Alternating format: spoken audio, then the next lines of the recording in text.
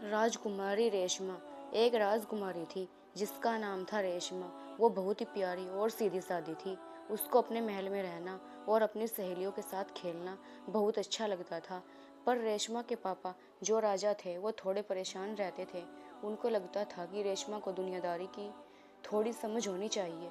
एक दिन राजा ने सोचा कि रेशमा को थोड़ा बाहर घूमना चाहिए। उन्होंने उसको अपने एक पुराने और समझदार सिपाही के साथ पास के शहर में भेजा। रेशमा पहले तो थोड़ी डरी क्योंकि उसने कभी महल से बाहर अकेले नहीं गई थी।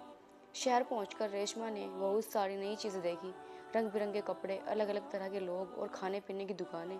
उसको सब कुछ बहुत अच्छा लग रहा था। घूमते घूमते रेशमा एक ऐसी जगह पहुंच गई जहां बहुत सारे गरीब और बेघर लोग बैठे थे। उनको देखकर रेशमा का मन बहुत दुखी हुआ। उसने अपने सिपाही से पूछा कि ये लोग ऐसे क्यों हैं।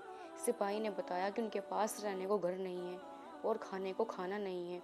रेशमा को ये बात सुनकर बहुत बुरा लगा। उसने अपनी जेब में जितने भी पैसे थे वो उन लोगों को दे दिए।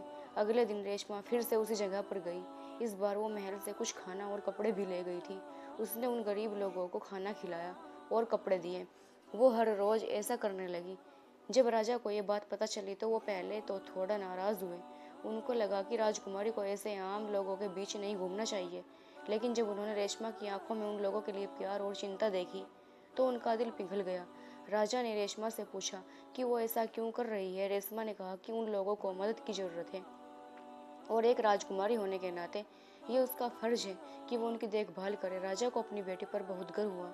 उन्होंने रेशमा को और ज़्यादा मदद करने की इजाज़त दे दी।